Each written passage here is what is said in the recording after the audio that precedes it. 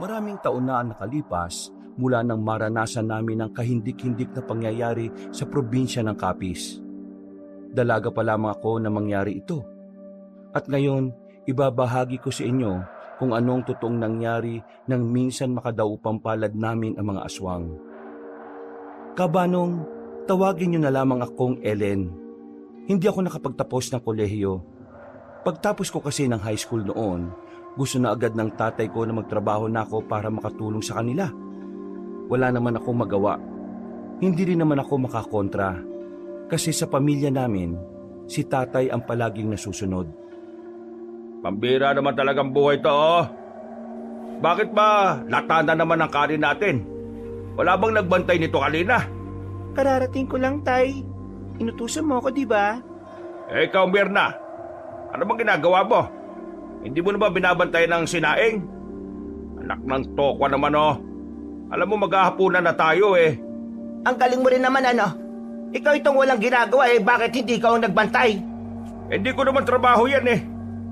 Ngayon nga lang ang araw ng pahinga ko, tapos pakikilusin mo pa ako sa bahay. Bakit? Magbabantay ka lang naman ng sinaing, Nakikita mong naglalaba ako, Malulumpo ka ba kapag nagbantay ka ng sinaing? Hindi naman, di ba? Ba't natututo ka ng sumagot, ah? Baka gusto mong sampalin kita dyan. Yan! Sa ganyan ka magaling, ang manakit! Hindi ka naman masasaktan kung maayos kang kausap, eh. Kinakausap ka ng maayos, galit ka na naman. Ako na nga lahat sa gastusin. Hindi rin naman maasahan tong nag-iisa nating anak kasi umaalis-alis pa sa trabaho. Tay, nasabi ko naman sa inyo na bastos ang naging amo ko sa mansyon na yon. Hindi pa ba sapat na dahilan yon para umalis na ako? Anong bastos? Palagi nagdudonasyon sa simbahan yon. Kaya hindi ka panipaniwala yung pinagsasasabi mo na bastos, eh. Baka akala mo lang kasi na binabastos ka kasi gano'n siya makatingin. Gano'n naman talaga makatingin yun, eh. Hindi ako makapaniwala na mas naniniwala pa kayo sa ibang tao kaysa sa sarili niyong anak. Kasi naman, mas mapagkakatiwalaan pa ang ibang tao kaysa sa'yo. Baka nga kaya nawawala mga barya-barya ko rito, kasi kinukuha mo ng hindi ko nalalaman. Hay, Iska! Huwag ka nga mambintang sa anak mo! Yung mga barya mo, inuunti-unti mong ibili ng sigarilyo mo. Matanda ka na, makakalimutin ka na. Nag-iinsulto ka pa, Sige, ano? Ako'y nabubwisit na ako sa'yo, Mirna, ha? Pasalamat ka, maganda ang araw ko. Makalayas na nga rito. Saan ka na naman pupunta? Wala ka ng pakialam doon. Padabog na sinarado ni tatay ang pinto namin. Naglaglagan pa nga ang mga nakasapit doon. Napabuntong hininga na lamang si nanay. Ganun kasi talaga ang ugali ng tatay ko noon pa. Barumbado. At talagang nananakit siya kapag galit. Bata pa lang ako, nakasanayan ko na yun. Madalas nga rin niya akong gulpihin noon kapag may nagagawa kong pagkakamali. Malaking pagkakamali man o maliit. Nay, bakit pa kasi hindi pa natin iwan niyang si tatay? Patusin na natin yung alok ni tita sa Maynila. Bahala na yan dito si tatay sa probinsyang ito. Ikaw, huwag ka magsasalita ng ganyan. Ama mo pa rin siya. Kahit na ano mangyari, anak ka pa rin niya. Nay naman, alam mo naman kung anong ginagawa niyo sa inyo. Sinasaktan niya kayo, minumura, pinapayarin sa labas minsan. Hindi ba kayo naawa sa sarili ninyo? Matanda na ako. Wala na akong pakialam sa iisipin ng iba tungkol sa ginagawa sa akin ng tatay mo. Ang mahalaga sa akin ay ikaw. Basta, hindi kanya sinasaktan, ayos lang ako. Binubugbog nga niya ako dati, di ba? Wala naman kayong magawa. Bata ka pa noon, ano ka ba? Oo nga, bata pa ako noon. Pero hanggang ngayon, dala-dala ko pa rin. Ellen, anak, ama mo siya. Intindihin na lang natin. At saka normal lang naman sa mag-asawa ang laging nag-aaway. Pero hindi normal ang pananakit, Nay. Sana alam mo yun. Alam ko naman yon. Pero hindi ko kaya mawala ang tatay mo. Siya na lang ang pamilya natin. Mga kamag-anak natin, tinakwil na tayo. Huminga na lamang ako ng malalim, Kabanong. Kahit na makipagtalo kasi ako sa nanay ko, alam ko namang hindi rin niya ako pakikinggan. Palagi niyang sinasabi na intindihin si tatay. Kahit na ang totoo, madalas naman siyang sinasaktan at binabaliwala ng ama ko. Naiinis ako sa nanay ko pero wala rin naman ako magawa. Ayaw kong umalis na mag-isa at iwan siya sa siraulong haligi ng tahanan namin. Lumipas pa ang mga araw. Mas lalong naging malala ang ugali ng tatay ko. Natuklasan kasi ng nanay ko na si tatay ay merong kinalolokohang dalaga. Hindi naman ito bago sa amin ni nanay. Noon pa man, may pagkababaero na siya. Sinabi niya noon na magbabago na siya pero mula nang magkaroon siya ng maayos na trabaho, bigla siyang yumabang at parang nakakalimutan na niya ang sinabi niya. Hoy, umayos ka ng bintang mo ha? Pinagsasasabi mong nang bababae. Nagtatrabaho ko na maayos sa factory na yon. Tapos sasabihin mo may babae ako ron? Buwan ka na ba, Mirna? Alam mo, Isko, kilala ko na ang hasang ng kaliskis mo. Kahit itago mo, alam kong ginagawa mo naman talaga. O ano katibayan mo na may babae ako, ha? Marami nagsasabi sa akin. Gusto mong malaman? Itanong mo sa mga katrabaho mo. Nakikinig ka naman sa kanila. Alam mo naman na mga siraulo mga yon. Pero alam din naman natin na siraulo ka rin, hindi ba? Abay, siraulo ka pala, no? Biglang nilapitan ni tatay si nanay nung gabing yon. Hinawakan niya sa pisngi si nanay ng mahigpit. Hindi na ako nakatiis. Lumapit na ako sa kanila at hinawi ng malakas ang kamay ni tatay. Nagulat siya sa ginawa ko dahil hindi niya inakalang maglalakas ako ng loob. Nakikialam ka na ngayon, ha? Hindi na kasi tama ang ginagawa niyo, tay, Away ito ng mag-asawa kaya huwag ka makikialam. Parte din naman ako ng pamilyang to, Bakit hindi ako pwedeng makialam? Dahil anak lang kita at wala kang alam kung ano ang... Di ikaw ang palaging may alam. The best ka, Aba, pabalang ka pang magsalita ngayon, ha?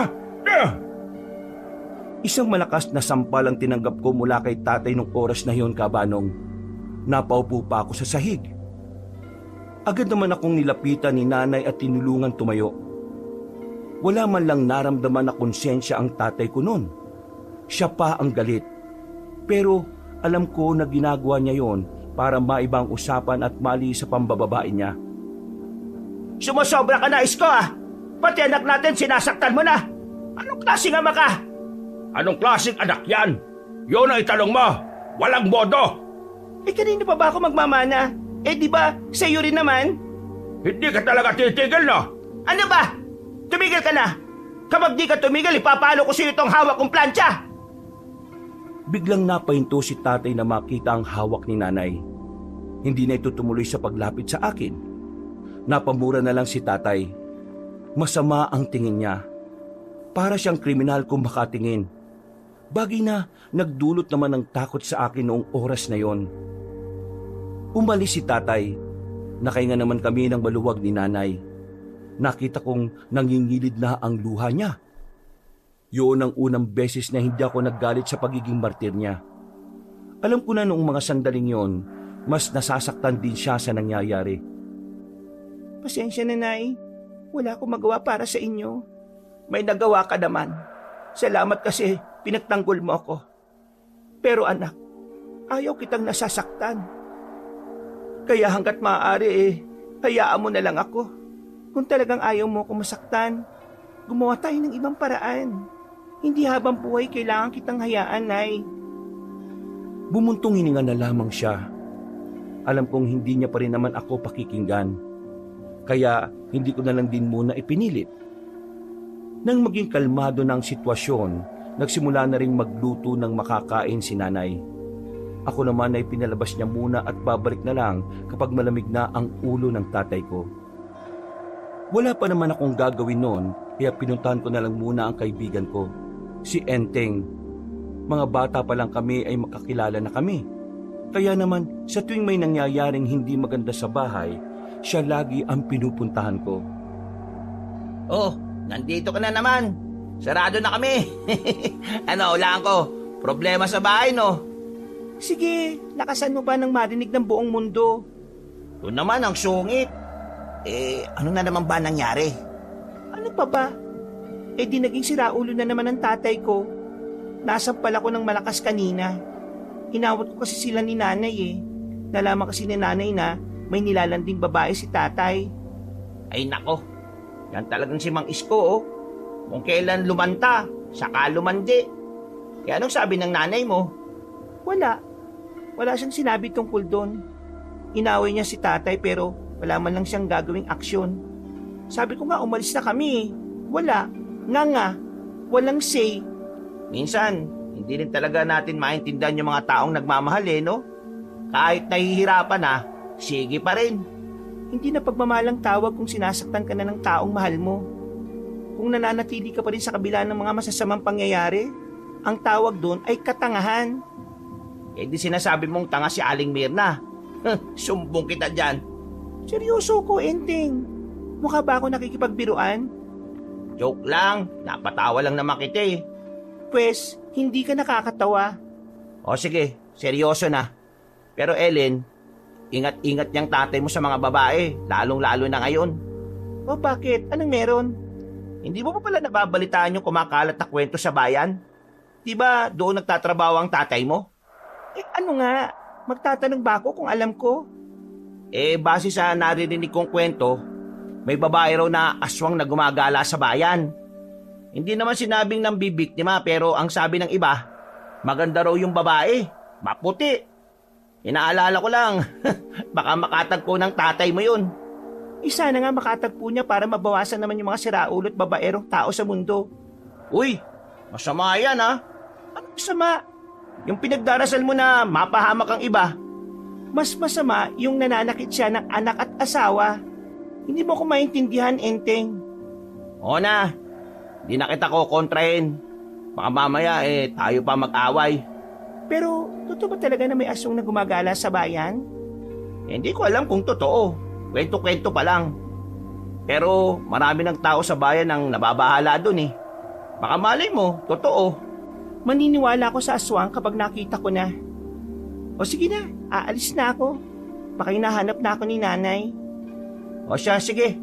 Ingat ka rin sa aswang ha. Ewan ko sa'yo. Napapailing na lamang ako kabanong habang naglalakad pabalik ng bahay namin. Pag uwi ko, naabutan kong nakahain na ang pagkain. Nandun na rin si tatay, tahimik, kalmado at hindi na rin nakasimangot. Lumamig na rin ang ulo niya.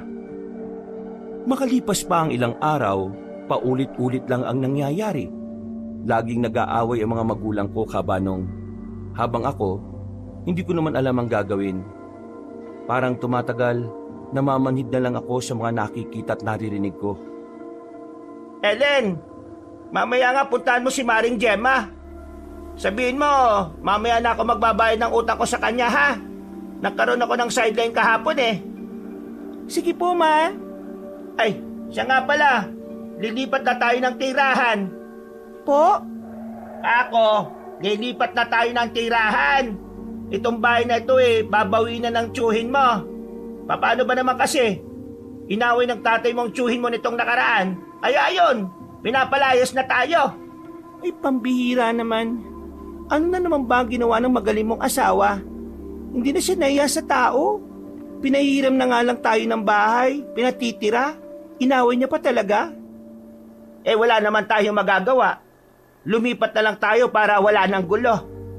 Ang tanong, may malilipatan ba tayo? Meron naman. May nahanap na ang tatay mo. Ang kaso nga lang medyo malayo dito. Mula rito sasakay ka pa ng tricycle. Nung umagang yon ay konsumido ako. Hindi ko kasi talaga kayang iwan ang lugar na kinalakihan ko. Naroon na kasi lahat ng mga kinasanayan ko. Pati na rin ang mga taong naging kaibigan ko na rin. Mabilis na lumipas sa mga araw, dumating na rin ang oras na kailangan na naming maghakot. Dahil wala si tatay, nagpatulong na lang ako kay Enteng. Meron din naman kasi silang maliit na truck na pwedeng pagkargahan ng mga gamit namin. Sigurado na ba talagang aalis na kayo? Hindi na talaga magbabago isip ng airpat mo? Hindi na. Paano magbabago? Pinapalayas na nga kami rito. Humingi na lang kasi siya ng sorry sa tiyuhin mo para hindi na kayo umalis. Si tatay, hihingi ng sorry. Mas malabo pa sa sabaw ng pusit yan. O sige na, isampan na natin itong mga gamit para makaalis na rin tayo.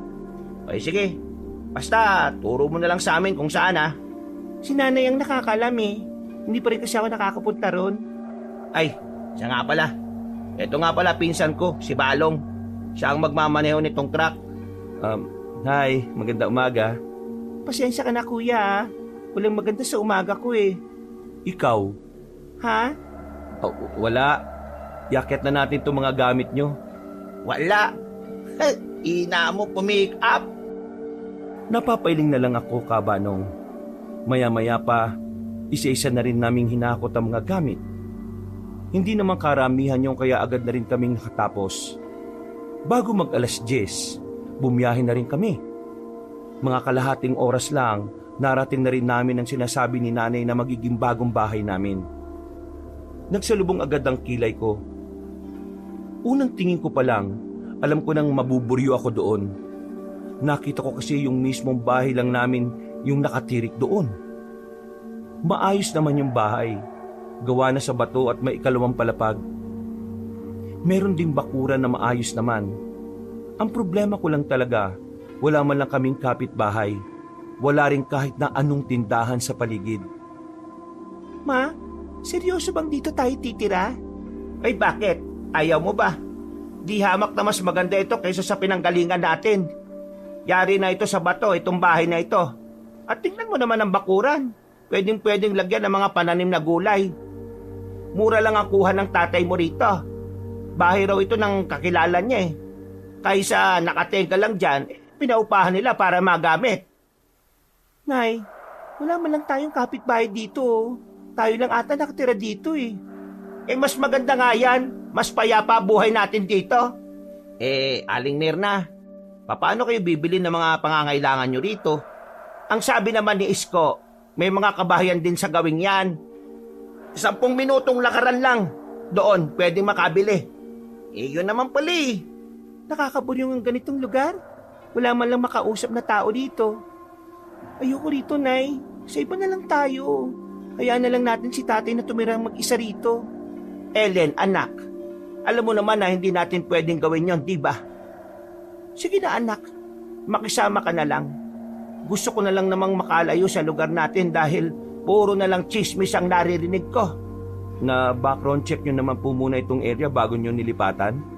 Anong background check? Aling Mirna, yun po yung aalamin nyo muna kung anong meron sa lugar na ito. Kung ayos lang ba? Kung ligtas ba to para sa inyo? Ganong bagay po. Sabi naman ni Isko ayos naman daw dito. at kay tatay ka pa talaga naniwala? Nung mga sandaling yon ay wala na rin naman akong nagawa. Kaysa makipagtalo pa sa nanay ko na alam kong wala rin naman pakikinggan sa sinasabi ko, binuhat at binaba na lang namin ang mga gamit namin. Ilang minuto lang ay naipasok na rin namin yon sa bahay namin. Tinulungan kami ng magpinsan na magsalansan at magayos ng mga gamit namin. Tanghali na nang matapos kami. Doon na rin namin pinagtanghalian ng dalawa. Habang kumakain kami, nakita naming may napadaan na babaeng maganda sa labas. Sobrang puti, matangkad. Aminado kong mas maganda pa siya kesa sa akin. Napaka-amo rin ang mukha niya. May daladala siyang balde.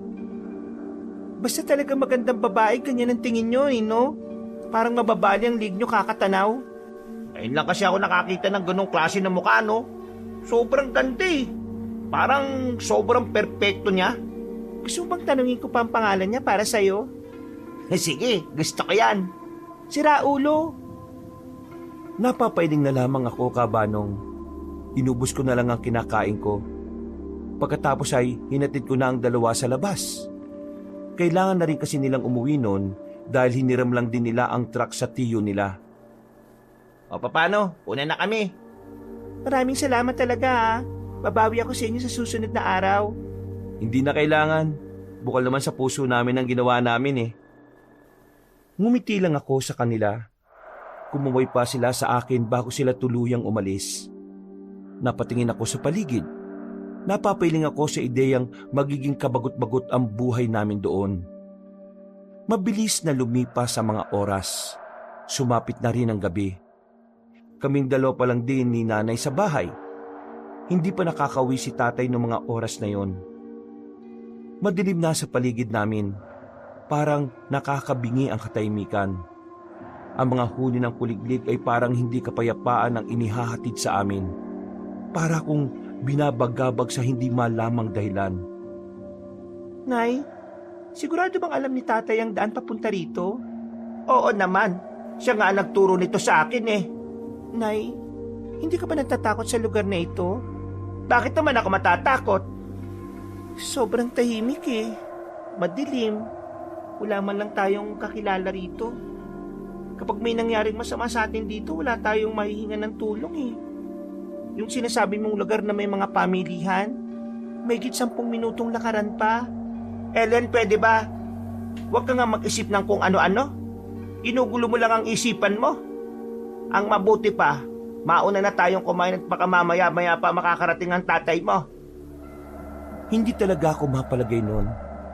Hindi ako komportable sa kinalalagyan namin. Parang sa tuwing titingin ako sa labas ay meron palaging nakatingin. Sanay naman ako sa mga madidilim na lugar at sa mga tahimik. Pero para sa akin, kakaiba ang gabing yun. Pumasok na lang ako sa sarili kong kwarto. Sa bahay kasi na naupahan namin, may 2 kwarto. Puro nasa taas. Ang kwarto ko ay katabi lang naman din ng kinatatay at nanay.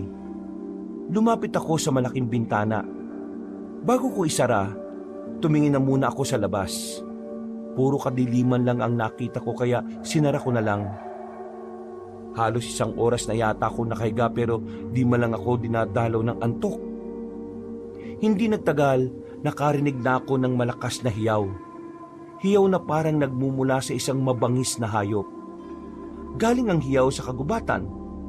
Nakaramdam ako ng takot kaya bumangon na muna ako at pinuntahan ang kwarto ni nanay.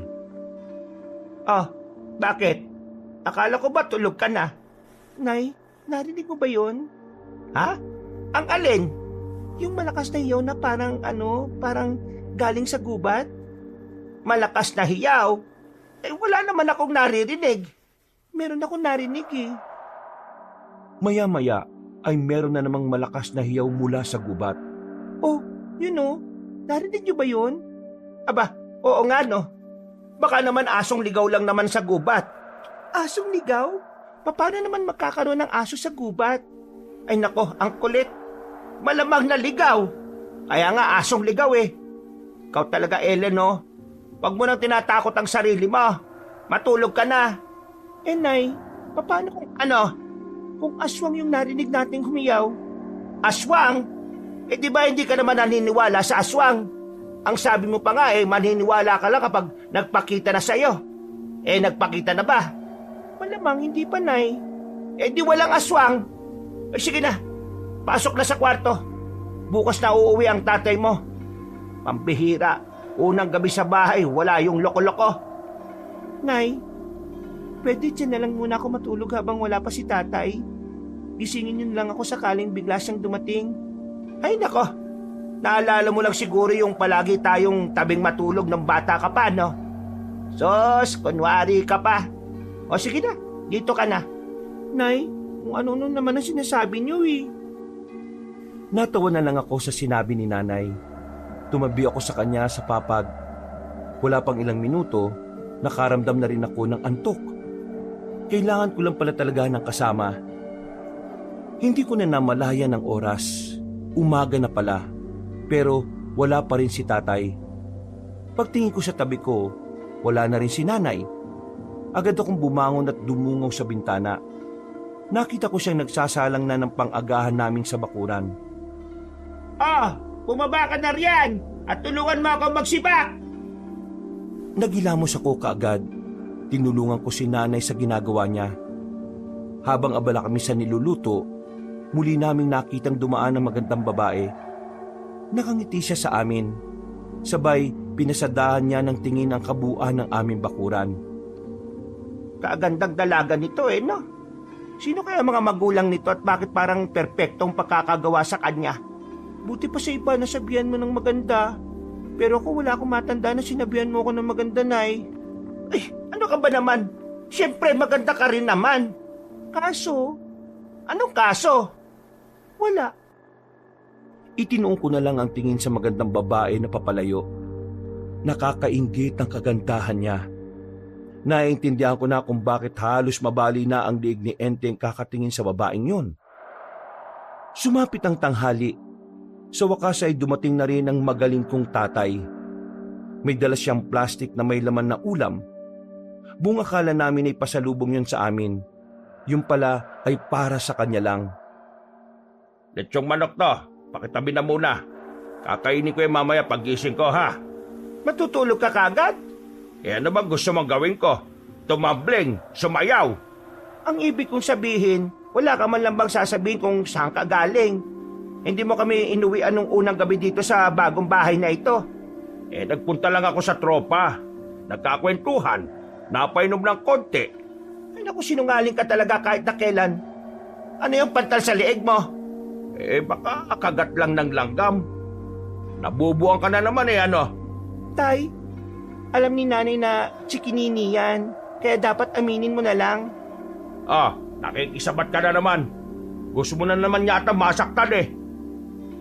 Hindi na lang ako nagsalita ulit, Kabanong. Gumising na lang ako at itinuon ang atensyon sa paghuhugas ng plato. Pinakikinggan ko lang silang dalawa. Alam ko kasi na anumang oras, sisiklab na naman ang away nila. Ay nako, tigil-tigilan mo na ako, Mirna, ha? Pagod ako. Alam mo, Isko, wala naman akong pakialam kung gusto mo lang humanap ng iba na mas bata at mas maganda o mas sexy. Pero ang akin lang naman umuwi ka rito. Magpakita ka rito. Lalo na ngayon na bago lang tayo rito. Eh napainom nga ako. Alam nga namang umuwi ako ng lasing, di napaano ako sa daan. Nag-iisip ka ba talaga? Eh di sana nagsabi ka man lang na hindi ka uuwi. Ano nga ako magsasabi? May cellphone ba ako? Anong gusto mo? Utusan ko yung manok na lumipad para magdala ng mensahe sa'yo, ganon. Ay nako, pilosopo. Matutulog na ako. Mambabae ka lang hanggat gusto mo. Basta magbigay ka ng panggastos dito sa bahay. Hindi na siya pinansin ni tatay at umakyat na lang sa taas. Sandali ko naman binitiwan ang ginagawa ko at agad na lumapit sa nanay ko. Nag-init kasi ang ulo ko sa mga narinig ko. Nay, seryoso ka ba sa mga sinasabi mo? Marami ako sinabi, alin ba doon? Naayos lang mambabae si tatay basta magbibigay siya ng pera? Anong klaseng pag-iisip yan? Ellen, matanda na ako. At kahit matanda na rin ang tatay mo, meron pa rin siyang pangangailangan bilang lalaki. Kung hindi ko na siya mapapasaya dahil di ko na mabibigay ang gusto niya, hahayaan ko na siyang makuha yun sa iba. Nay naman, sinasaktan yung sarili niyo eh. Ellen, anak, ayos lang ako. Kagaya nga na sinabi ko, matanda na ako. Hindi na ganong malagas sa akin ang pagmamahal ng tatay mo. Ang iniisip ko na lang ngayon ay tayo. Oo, ayos lang sa akin. Bahala siyang mambabae. Basta yung obligasyon niya sa pamilyang ito ay gagawin niya. Nay, hindi ako makapaniwala sa iyo. Pasensya na sa sasabihin ko, Nay, pero nagpapakatanga ka na eh. Hindi ko na natiis ang sinabi ko, Kabanong. Agad na rin akong bumalik sa kusina para ipagpatuloy ang hinuhugasan ko. Pero may sinabi pa si nanay na talagang kumurot sa damdamin ko. Wala na akong kakayahan sa ngayon na itaguyod ang pamilya natin kung dalawa lang tayo. Kaya kung pagpapakatanga lang ang paraan para makasalba araw-araw, titiisin ko muna yun hanggang sa umayo na ang panahon sa atin. Huwag ka mag-alala. Kapag nagkaroon na ako ng pera, aalis din tayo rito. Sa ngayon, kailangan ko munang magpakatanga para mabuhay tayo. Dahil sa sinabing yun ni nanay, kinahapunan ay naisipan kong maghanap na ulit ng mapapasukang trabaho. Gusto ko na kasing umalis sa poder ng tatay ko. At magagawa ko lang yun kung may sapat na pera kami para humiwalay. Sandali kong iniwan ang nanay ko sa bahay namin. Bumalik ako sa dating lugar namin at hinanap si Enteng. Papatusin ko na rin ang trabahong inaalok niya noon. Uy, Enteng! Oy! Long time no see Buang, magkasama lang tayo kahapon. Yung ano pala, pwede ba akong sumama sa trabaho mo? Kailangan ko kasi ng pera para makaalis na kami ni nanay eh. Papasok ka sa trabaho ko? pwede bang lumabas? Sus, piloso po tong babae na to, oh. Ano nga kasi, pwede ba o hindi? Kaya mo bang maghalo ng simento? Ba't maghalo ng simento? Gawain ng lalaki yun eh. Yun ang trabaho ko eh. Sabi mo, papasok ka. Yan ba yung sinasabi mo nung nakaraan? Yung pagpapakain sa farm ni Sir Jayat. Wala na ako ron. Nakalimutan kong pakainin yung pabo niya. Ayun, kinagabihan na namlay. Buti hindi namatay. Kaya sinisanti ako. Pambira naman tong tao na to, oh. Wala rin. Gusto mo ng trabaho. Kausapin mo si Balong. Hindi naman kasi kami close nun eh. Ikaw na. Ikaw na. Ikaw papasok eh. Trabaho ba? Farm din. May farm sila Balong. May kaya rin kasi sa buhay yun eh. Ang gagawin mo lang doon, papakainin mo yung mga baboy, kambing at baka. Madali lang naman. Di ba sabi mo, dati malapit ka sa mga hayop? Kaya alam kong kaya mo yun. Malapit ako sa mga hayop. Kaya nga, close tayo eh. Uy, buwang talaga to. Nasan ba si Balong? Di punta mo sa bahay. Andun, patambay-tambay lang. O sige na, bumalik ka na sa ginagawa mo. Baka masisanti ka pa ulit. Tinapi ko na lang si Enteng sa balikat. Pagdating ko sa bahay nila Enteng, ay kagad ko rin namang nakausap si Balong. Saktong kailangan pala talaga nila ng isang tao para sa farm nila. Isinama niya ako kaagad sa kanila. Hindi naman yung kalayuan sa baryo kaya nakarating din kami kaagad.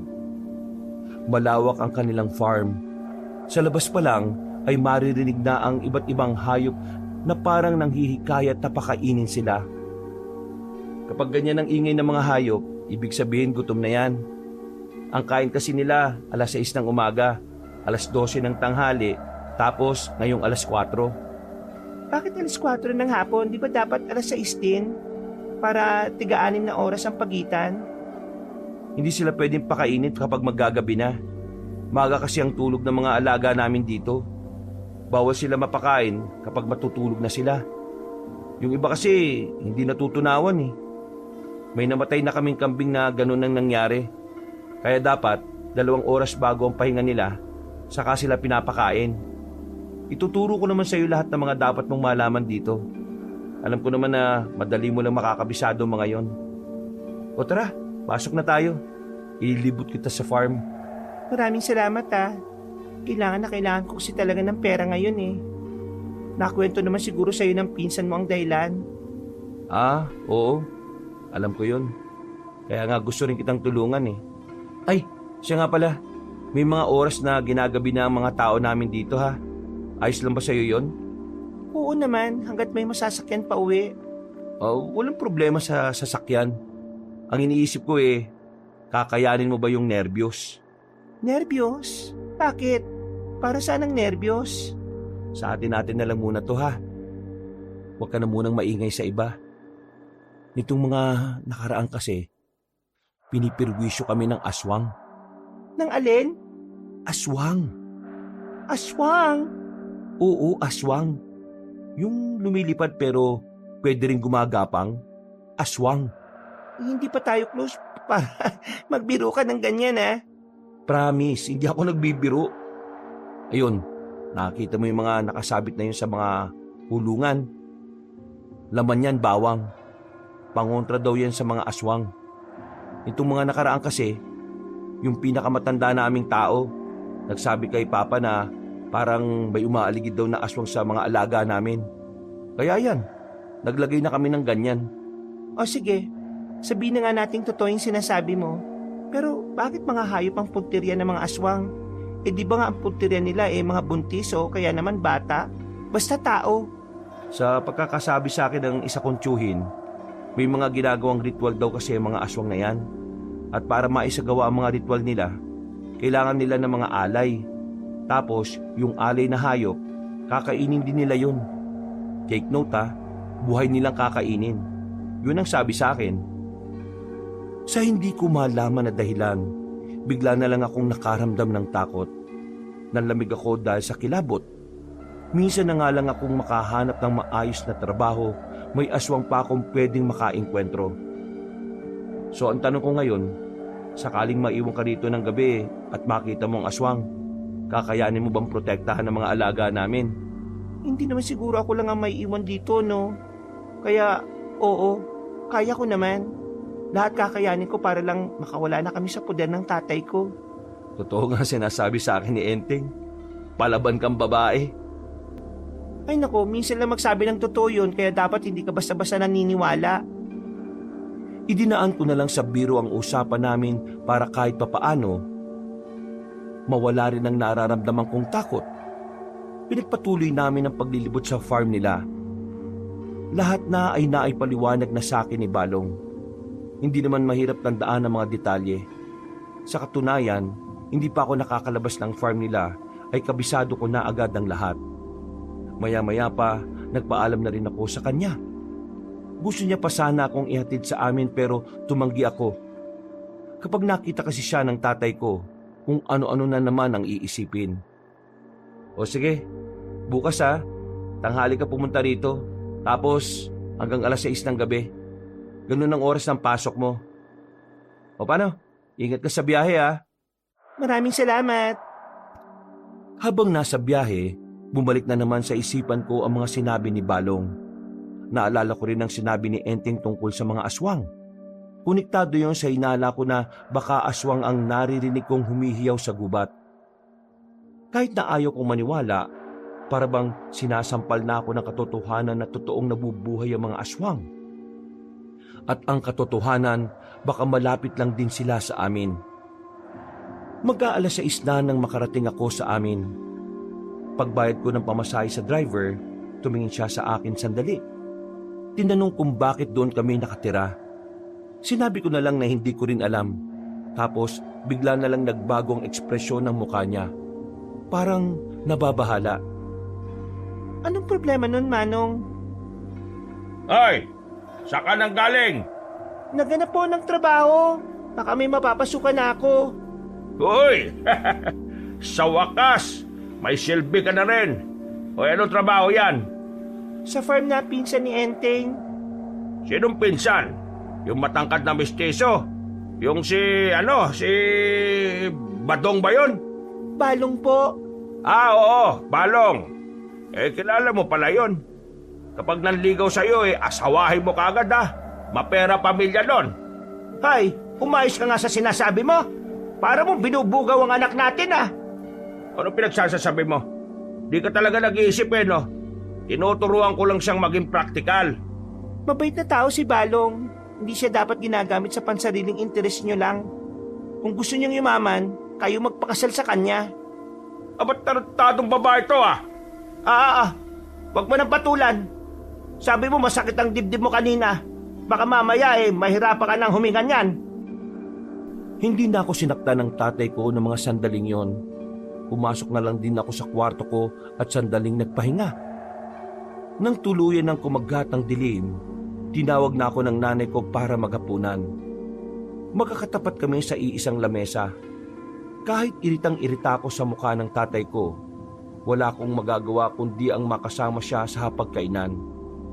Mula sa kinauupuan ko, naamoy ko pa ang pabango na pambabae mula sa kanya. Halatang halata na bago umuwi, may nilalandi munang iba. Naging mabilis ang mga araw. Unti-unti na akong nasasanay sa pagtatrabaho sa farm nila Balong. Masasabi kong wala naman akong naging problema doon. Sa katunayan, mas masaya pa ako kapag naroon ako kesa sa bahay.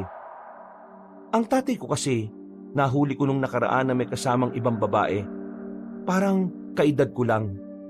Akbay-akbay niya pa at ang tawagan pa nila ay honey. Hindi ko na nilapitan dahil kasama ko si Balong at Enteng noong mga oras na yon. Sinubukan ko na lang magpatay mali siya at itinoon na lang ang atensyon kung papaano makakaipon ng pera. May mga aswang pa rin bang umaaligid dito, Insan? Wala naman, nung nakaraan lang. Bakit? Umalis na kasi ako dun sa ginagawa naming bahay. Dito na lang ulit ako. Bakit? Akala ko ba mas malaki sahod doon at mas madali? Malaki ang sahod, gabi naman kami gumagawa. Hindi mo ba kaya kapag gabi? Kaya ko naman, basta wala lang aswang.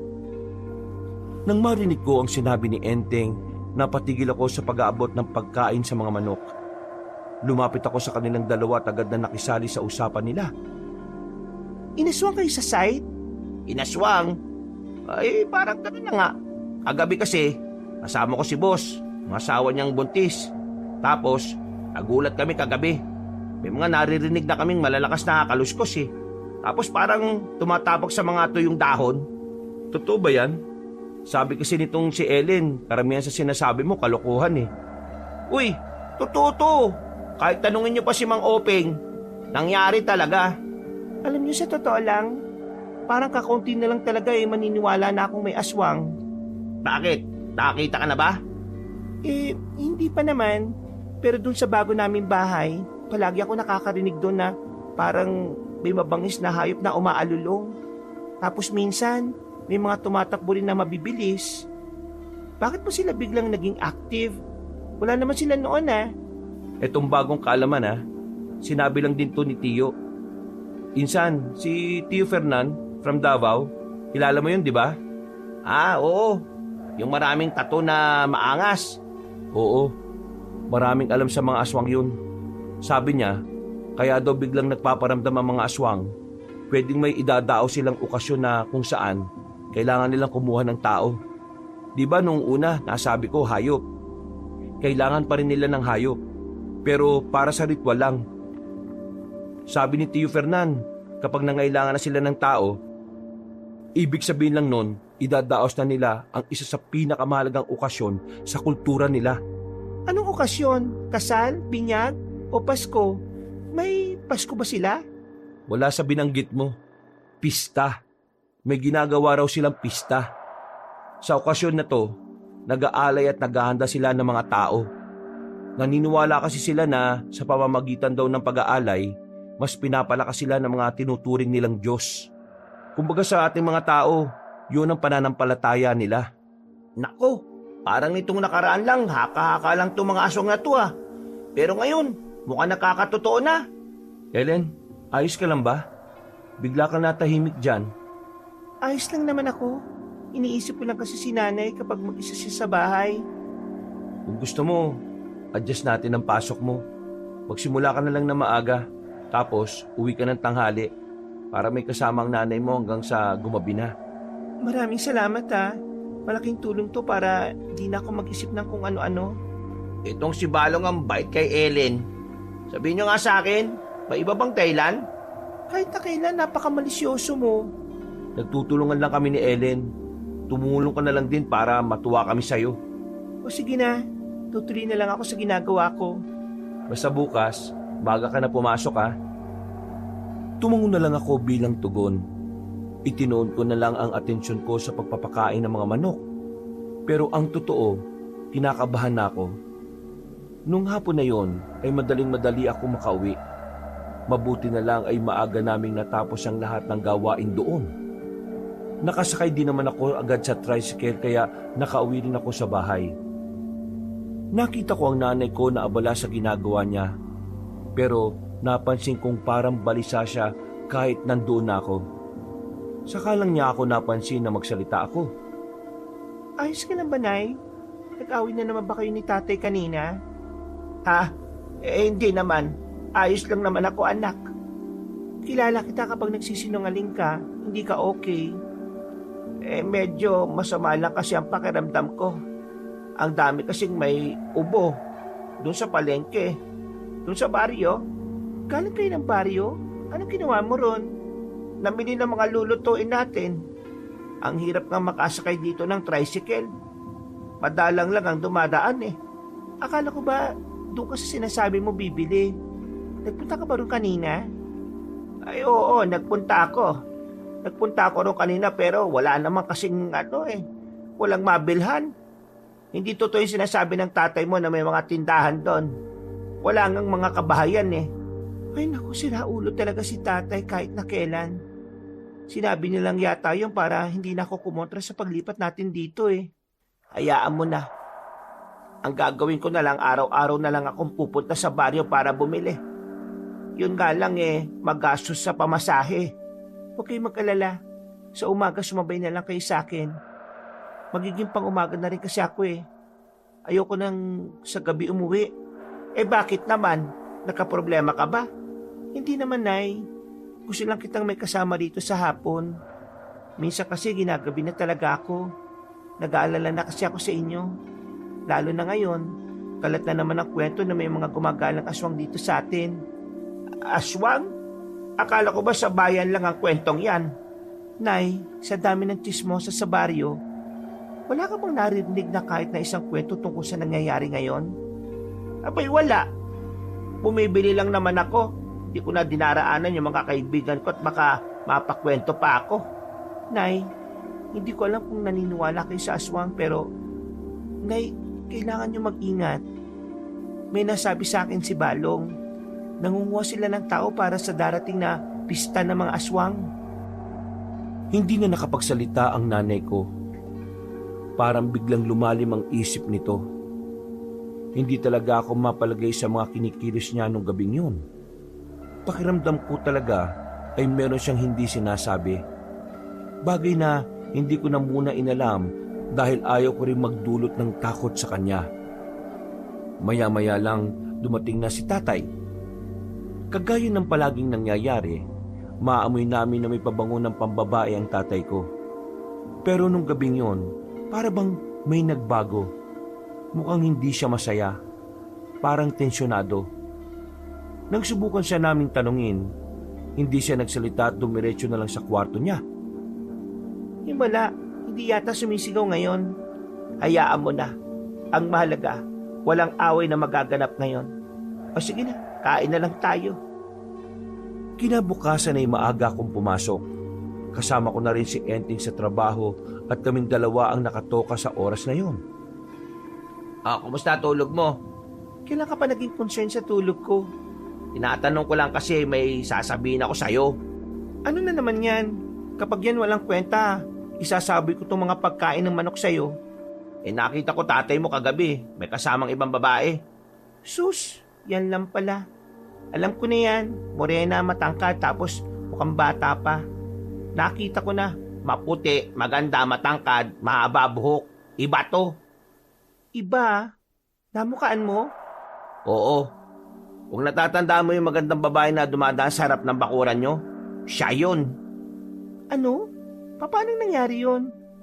Yun nga kinagulat ko eh. Paano nakuha ni Mang Isko yung ganong klase ng babae? Kung ako yung babae, di ako papatol sa tatay mo, no? Kahit na alam kong babaero naman talaga ang tatay ko, hindi ko mapigilan na makaramdam ng inis. Hindi ko kasi matanggap na ganun niya na lang nilalaro ang mga babae. Kaya nang matapos ang trabaho ko, umuwi kagad ako sa amin. Hindi pa ako nakakarating ng bahay, natanong ko na kagad ang tatay ko na nagmamadaling maglakad. Mahinala ako na makikipagkita siya sa babae niya. Kaya agad ko naman siyang sinundan. Halos 10 minuto rin akong nakabuntot. Nakarating na rin kami sa gubat. Ilang sandali pa, nakita ko na kagad ang tatay ko na may sinalubong na babae. Totoo ang sinabi ni Enteng. Yun nga ang babaeng dumadaan sa bakuran namin. Pasensya na, Linda, ha? Hindi kita mapapanagutan eh. Isa pa, hindi naman ako sigurado na akong ama niyan. Ilang beses lang naman tayo nagkita sa beer house. Malay ko ba kung sino-sino gumagalaw sa'yo? Tigilan mo na ako. Huwag mo na akong silip-silipin sa bahay. Hindi akong ama niyan. Baka mamaya maalaman pa ni Biancang tungkol dito makipaghiwalay pa siya sa akin. Kung ano man ang nangyari sa atin nung gabing yon, tawag lang yun ng laman. At saka, nababagot nga ako sa iyo eh. Bakit ba kasi hindi ka nakakapagsalita? Ang hirap intindihin ng mga senyas-senyas mo. Nagulat ako sa narinig ko. Mas lalo kong nagalit sa tatay ko, Kabanong. Doon ko nasabing napakahayop niya talaga. Pati ang babaeng hindi nakakapagsalita ay sinamantala niya ang kahinaan. Nakaramdam ako ng lungkot nang makita kong umiiyak ang babae. Tumakbo ang babae palayo. Naiwang nakatayo si tatay na kumakamot pa sa ulo. Agad naman akong umalis doon. Nauna akong umuwi sa bahay. Pagdating ng tatay ko, sinalubong ko siya kaagad. Anong pakiramdam, Tay? Ano pinagsasabi mo?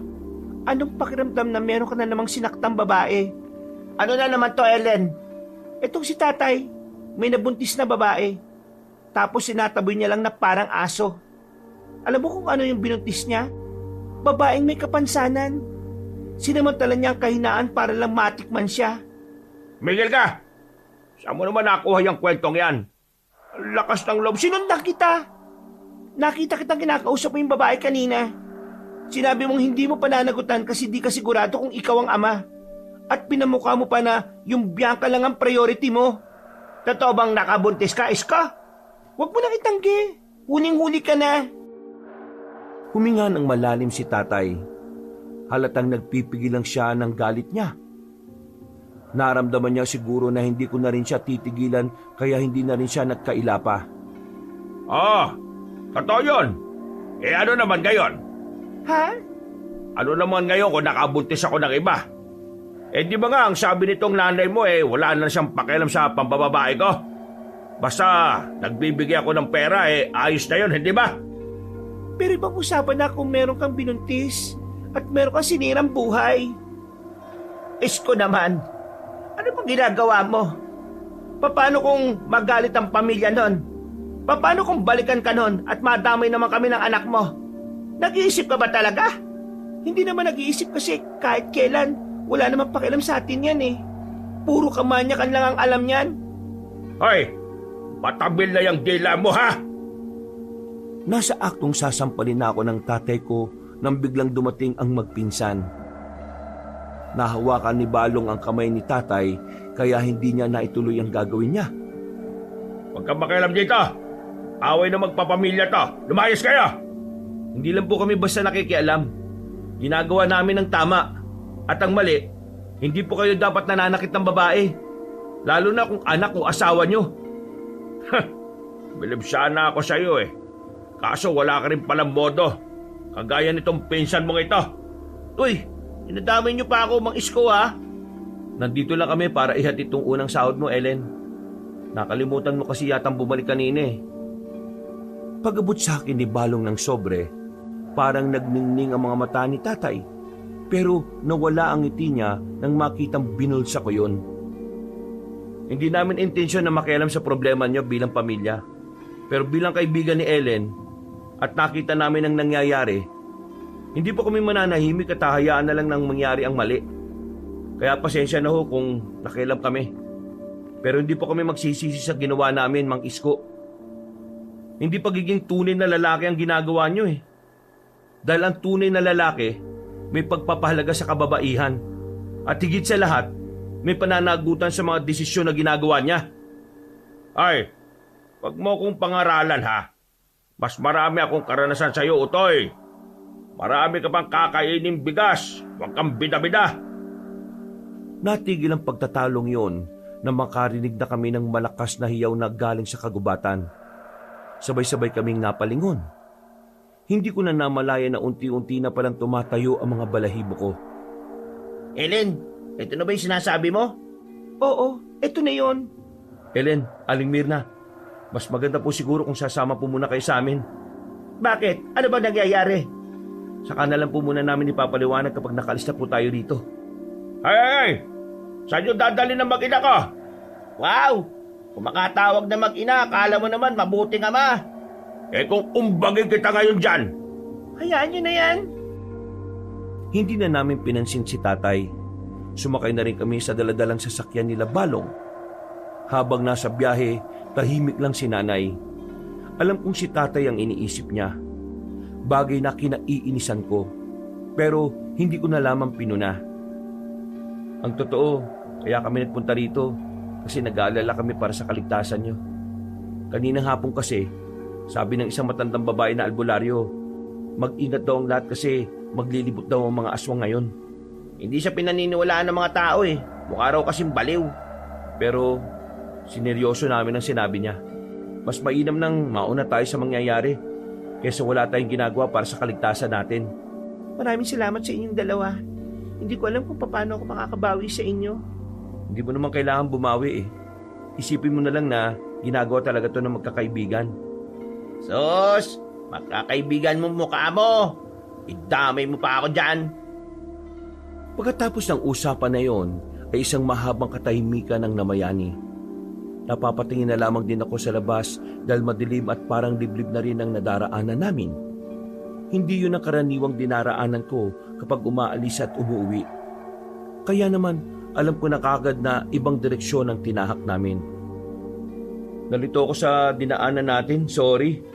Sige lang, baka naman may ibang daan papunta sa baryo. Sabi ko sa iyo kanan yung liko gumit na ka kasi. Napapailing na lamang si Balong. Maya-maya pa. Ano yun? Nakita niyo ba yun? Ang alin? Ano ba yon? Hindi. Mukha lang siyang aso. Pero hindi siya aso eh. Huwag mo sabing Aswang? Tara, balik tayo. Delikado rito. Agad niyang kinabig ang manibela at sa mga sandaling yon, umarangkada na naman ang kaba sa kalooban namin. Halos lumipad na kami sa bilis ng takbo ng sasakyan. Pagtingin namin sa likod, may nakikita kaming humahabol na parang mga aso. Kulay itim at matatangkad. Kahit na malayo sa amin, naririnig pa namin ang malalakas nilang angil. Mga angil na parang gutom na gutom. malas naman natin. Bilisan mo pa. Inahabol nila tayo. Sagad na to. Baka naman mabungko tayo. Kabadong-kabado kami ng mga sandaling yon, Kabanong. Kung ano-anong dasal na nga ang ginawa, wag lang kaming mapahamak. Makalipas lang ang ilang minuto, ay nakalis na rin kami roon. Nakadaan na kami sa tamang direksyon at nakarating na rin sa baryo. Tumuloy na muna kami sa bodega nila Balong sa farm. Doon lang kasi ang bakanteng lugar na pwede naming paglipasan ng oras. Diyos ko, buti naman at natakasan natin yung mga aswang na yun. Tingin nyo, nagkataon lang ba na nakasalubong natin sila? O talagang tayo pakay nila? Tingin ko naman nagkataon lang. Pero kung sakaling nahuli nila tayo kanina, hindi naman nila tayo siguro kakainin. Dadalhin siguro nila tayo sa lugar nila at gagawing alay. Nay, kanina ka pa tahimik. Iniisip na naman ba si tatay? Oo kasi mag-isa lang siya sa bahay. Paano kung may mga mapadaang aswang doon? O kaya, paano kung balikan siya ng pamilya ng... Nay, huwag na kayo mag-alala sa taong hindi naman tayo pinapahalagahan. Basura naman ang ugali ni tatay Hindi nyo dapat ini-stress ang sarili nyo para sa kanya. Napayuko na lang si nanay. Sa sinabi kong yon, parang nagising siya ng bagya sa katotohanan. Nagpalipas kami ng oras sa farm. Nakahinga ng maluwag dahil walang aswang ang nanggugulo sa amin. Kinabukasan ng umaga, hindi na muna ako pinapasok ni Balong dahil sa nangyari. Hinatid na lang muna niya kami sa bahay para makapag-impake. Buo na ang loob ko noon, Kabanong. Iiwan na namin ang tatay kong babaero. Nay, kilos na. Bakit nakatunganga ka pa dyan? Diyos ko naman, si tatay na naman ang iniisip. Ano bang meron sa lalaking yun at hindi mo mabitiwan? Pasensya ka na, anak. Pero umaasa pa kasi ako na magbabago ang tatay mo. Huwag natin siyang sukuan. Nay naman, huwag kang nang bulag. Wala nang pag-asang magbago ang taong yun. Kasi kung gusto niya talaga magbago, gagawin niya yun noon pa. Pero... Natigilan ang pag-uusap namin ng mga sandaling yon nang makita namin si tatay sa bakuran. Tulala siya, sira din ang damit at may mga pasarin sa muka. Agad namin siyang nilapitan ni nanay. Ano nangyari sa iyo? Isko, ano nangyari? Binugbog nila ako. Papatay nila ako. Papatay nila kayo. Sino? Sino yung mga sinasabi mo? Yung pamilya ng babae. Papatay nila tayo kapag hindi ko pinanagutan ng anak nila. Madadamay kayo. Yan nga ba sinasabi ko Kasalanan mo lahat ng ito. Wala nang oras para magsisihan. Kung gusto niyo makaligtas, sumama kayo sa akin. Tatakas tayo. Anak, bilisan mo na. Teka lang. Bakit ba? Hindi ka ba nagtataka kung bakit biglang naging concern niya sa atin si tatay? Malamang pamilya tayo. Hindi. Hindi ako magtitiwala dyan. Baka lalo tayo mapahamak kapag... Oo. Wala kang tiwala. Pero ngayon lang, magtiwala kayo sa akin. Siraulong bata to. Buhay na natin ang nakasalalay dito, no? Buhay natin na iniligay mo sa peligro. Kaya nga itatama eh. Buwang ka pala eh. Kung ayaw mo sumama, bahala ka sa buhay mo. Kami na lang ng nanay mo ang tatakas. Maiwan ka rito. Anak, sige na. Sumama ka na sa amin. Alam ko at alam ni nanay na kahit kailan, hindi ako magtitiwala sa tatay ko. Pero ng mga oras na yon, si nanay ang iniisip ko. Kung hahayaan ko kasi siyang isama ni tatay, baka mapahamak lang din sila.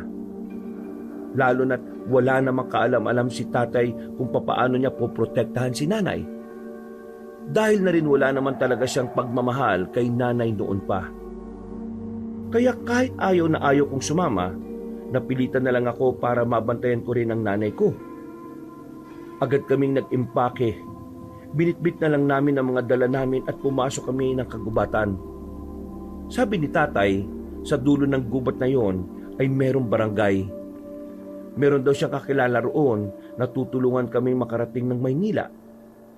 Wala akong tiwala sa kanya pero sumunod na lang din ako sa Agos. Buisit! Bilisan nyo lang maglakad. Para kayo naglalakad sa pasyalan na. Mabilis na nga to. Anong bilis pa bang kailangan mo? Pambihira naman. Huwag na nga muna kayo mag-away. Halos 2 oras na kami naglalakad sa kagubatan. Kalaunan, bigla na lang sinabi ng tatay ko na parang naliligaw kami. Iba na raw ang nadaraanan namin kumpara sa natatandaan niyang daan. Yan na nga ba sinasabi ko, Nay eh. Simpleng direksyon lang, hindi alam. Ganito nangyayari kapag nagtitiwala tayo sa wala ring alam kung hindi man babae lang. Malahimik ka dyan, ha? Sinusubukan kong maalala ang daan kaya huwag mo akong guluhin. Sige na. Isipin mo na lang maigi kung saan ang tamang daan, Isko. Hindi tayo pa pwedeng abutin ng gabi rito. Manahimik muna kasi kayo. Di ako makapag-isip ng maayos eh. Kahit na banas na ako sa tatay ko, Kabanong, hinayaan ko siyang gawin ng makakaya niya para mahanap ang tamang daan. Ang kaso nga lang, inabot na kami ng hapon sa gubat pero parang paikot-ikot lang kami roon. Pabalik-balik lang kami sa dinadaanan namin. Alam mo ba talaga o hindi? Ilang oras na tayo nandito sa gubat? Wala naman nangyayari. Ang ingay kasi ng bunganga mo eh. Wala ka namang naitutulong.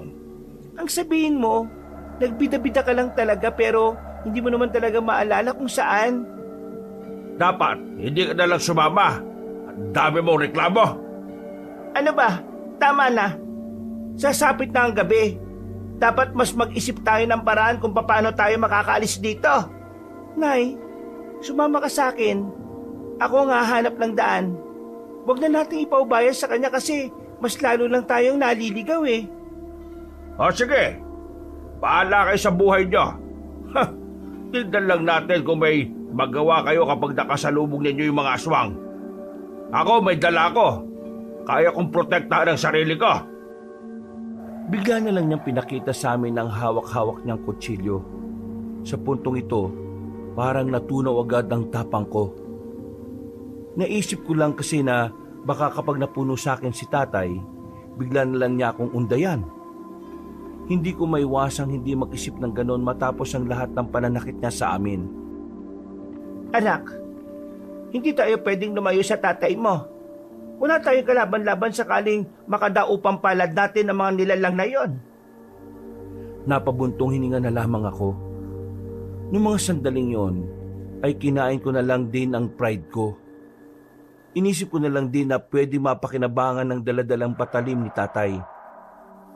Ipinagpatuloy namin ang paglalakad.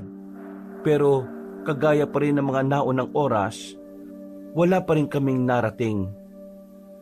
Hanggang maya-maya lang, biglang tumigil si tatay. Binalik na niya sa tagiliran niya ang kutsilyo. Humarap siya sa amin na parabang hindi alam ang sasabihin. Naalarma na lang kami ni nanay nang marinig ang mga yabag ng paa. Sa isang iglap lang, napaligiran kami ng mga taong hindi namin alam kung papaanong natuntun kami roon. Isang matandang lalaki at binata ang nangunguna sa mga yun. Lumapit sila sa amin. partikular kay tatay. Mabuti naman at tumupad ka sa usapan natin. Dapat lang naman na tumupad siya. Kasi kung hindi, kakaidi ko siya. Kapal makarambo. Sinunod niya ang tradisyon at paniniwala nating mga aswang. Kaya wala kang dapat ikagalit.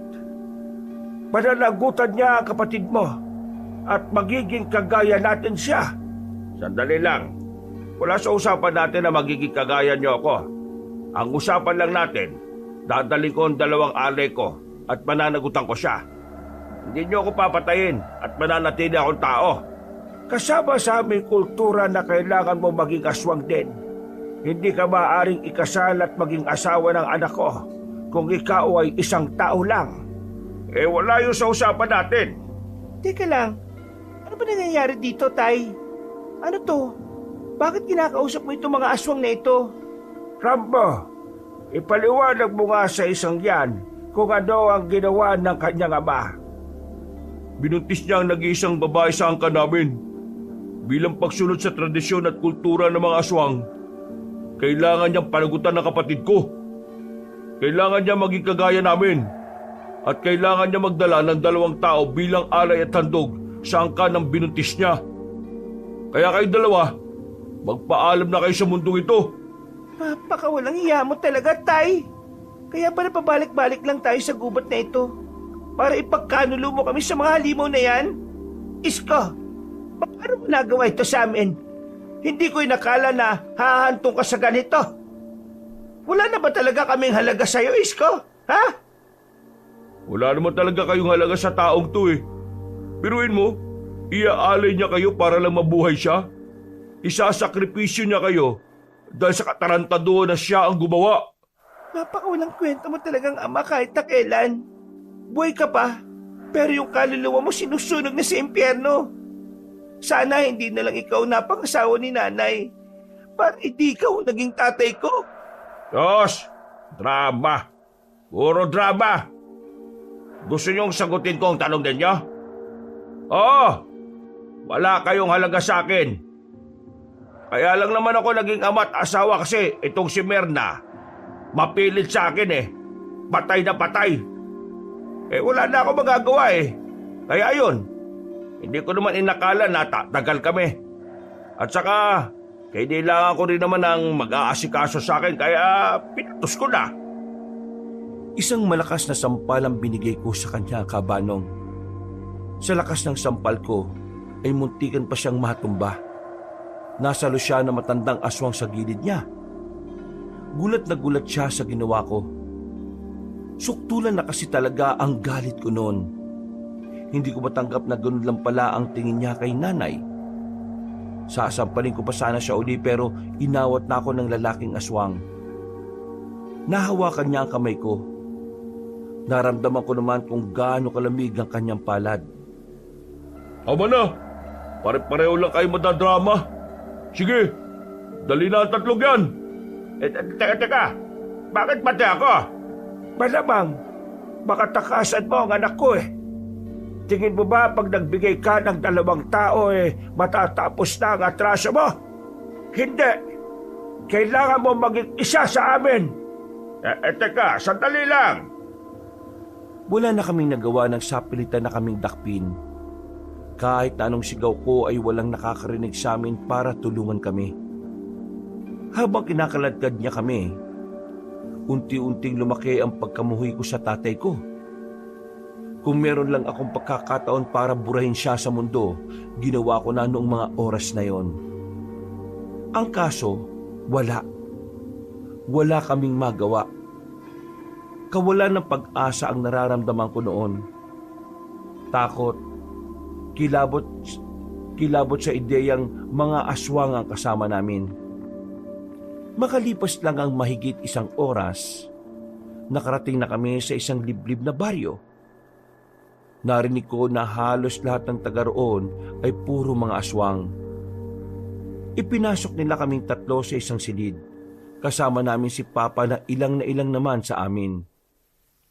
Walang hiya ka talagang tao ka! Walang hiya ka! Buwisi! Demonyo! Diablo! Siraulo! Wala kang puso! Makasarili ka. Lahat na ng kasamaan nasa sayo na.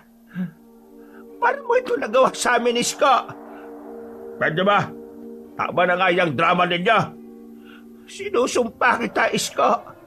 Kung sakali magsabay-sabay tayong mamamatay dito, sinusumpa ko ang kaluluwa mo na sana hindi ka na sana bigyan pa ng pagkakataon na mabuhay ulit sa ibang panahon at katauhan. Ano ang pinagsasabi mo? Nabubuang ka na yata eh. Minahal kita ng totoo. May mga pagkakataon na mas pinipili pa kita kaysa sa anak natin. Pero anong ginawa mo? Sinayang mo lang ang lahat. Kayo lang naman ang mamamatay rito eh. Ako, mabubuhay pa rin ako. Mabubuhay ka pero hindi ka magiging masaya. Akala mo masaya ang buhay ng mga aswang? Hindi! Mababaliw ka rito! Oo na. Sumabat na naman tong isang to. Siguro kaya ka pinampo ng mga magulang mo noong bata ka. Kasi alam nilang lalaki ka masamang tao. Ano sinabi mo? Ha? Sige, subukan mo saktan ang anak ko. Papatayin kita ngayon din! Sa unang pagkakataon, naramdaman ko ang tapang ni nanay para sa akin. Naramdaman ko ang pagiging ina niya at hindi pagiging asawa ng tatay kong si Raulo. Matagal na panahon na ako nananahimik sa lahat ng kalokohan at kasamaan mo sa amin. Ngayon, hindi na ako titingin lang. Kapag dumampi ang balat mo sa balat ng anak ko, hindi ako magdadalawang isip na patayin ka! At paano mo naman gagawin yon, ha?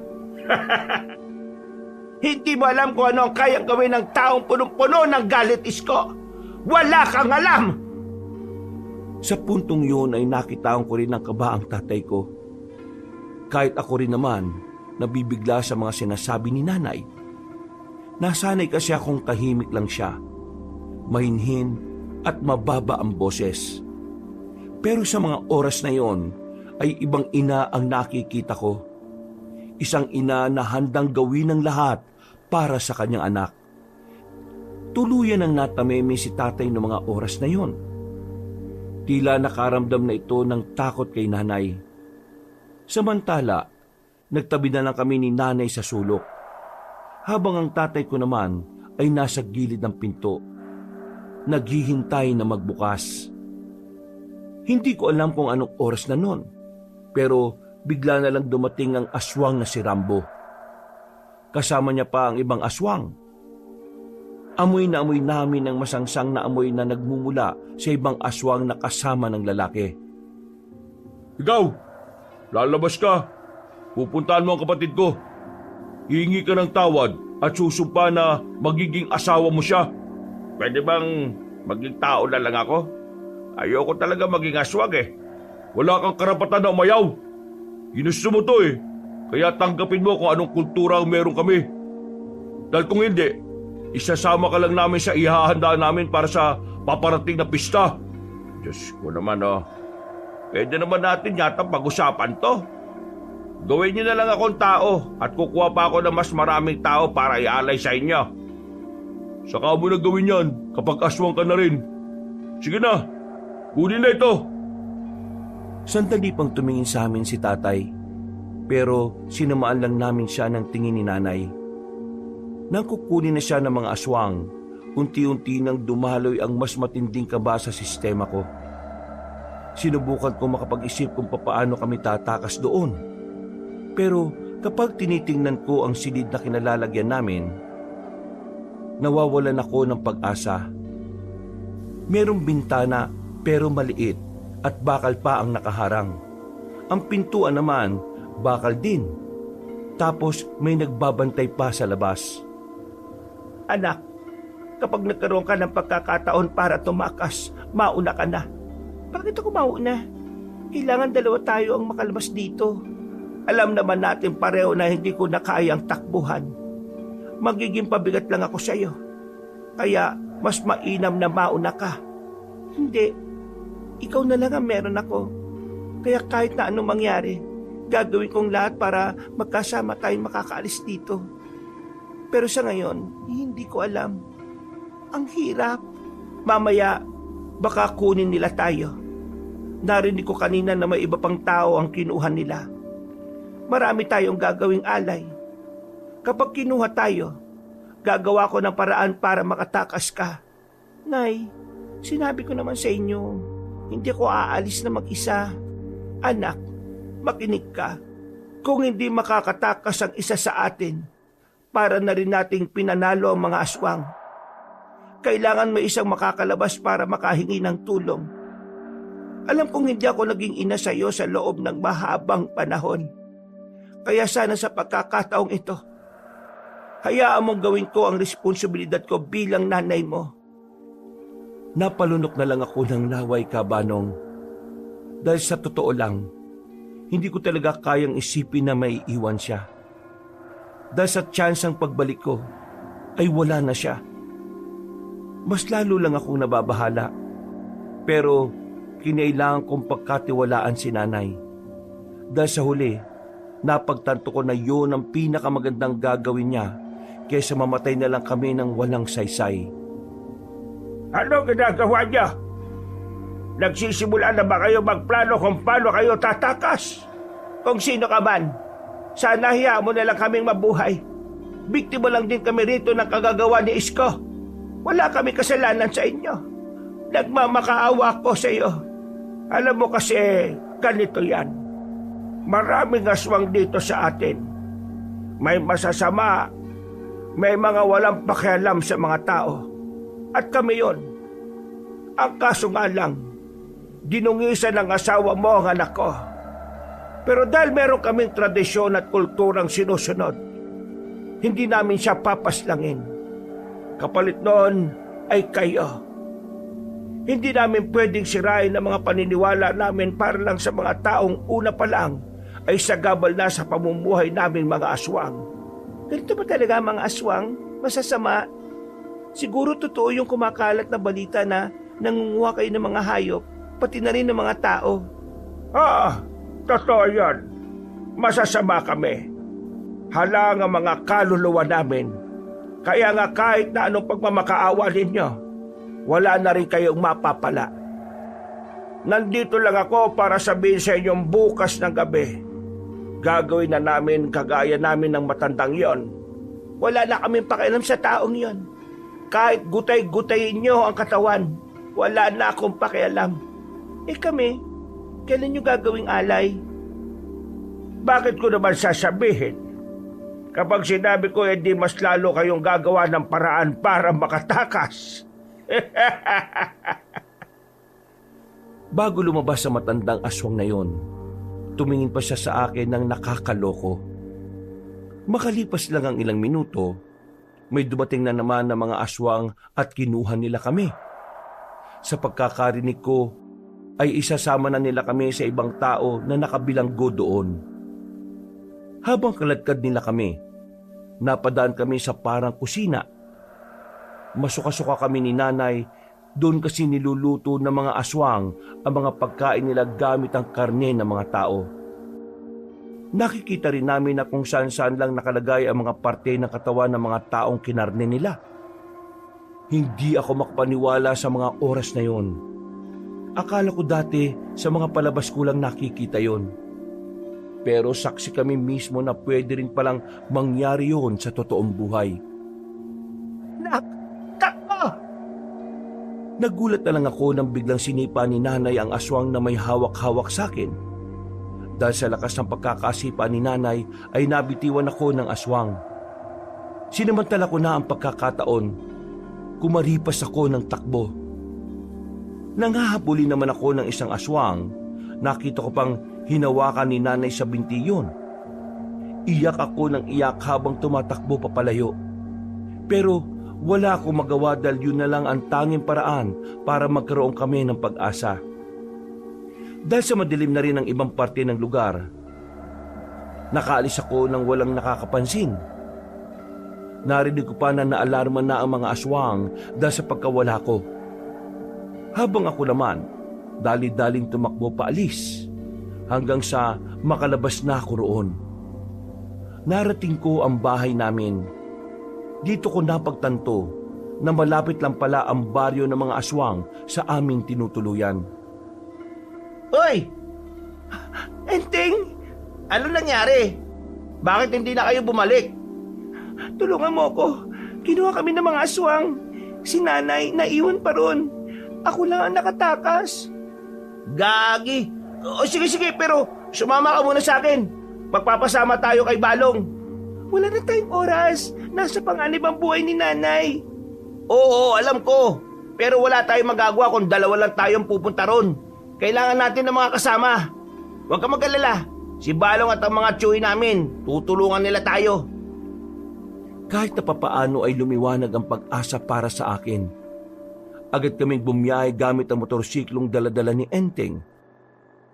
Buti na lang talaga at saktong pinunta niya kami sa bahay dahil sa pag-aalala. Para sa akin, hulog ng langit si Enteng noong mga oras na yon. Oh, Ellen, buti naman at ligtas ka. Nasaan ang nanay mo? Naiwan siya sa lugar ng mga aswang. Ano? Inabutan ko siya na kararating lang sa bahay niya. Galing daw siya sa lugar ng mga aswang, Insan. Insan, yung lugar daw ng mga aswang, malapit lang din doon sa bahay nila. Sige. Kukontakin ko kagad sila, Tiyo. Ililitas natin ang nanay mo. Marami din bihag doon. Gagawin silang andog kapag araw na ng piyesta sa kanila.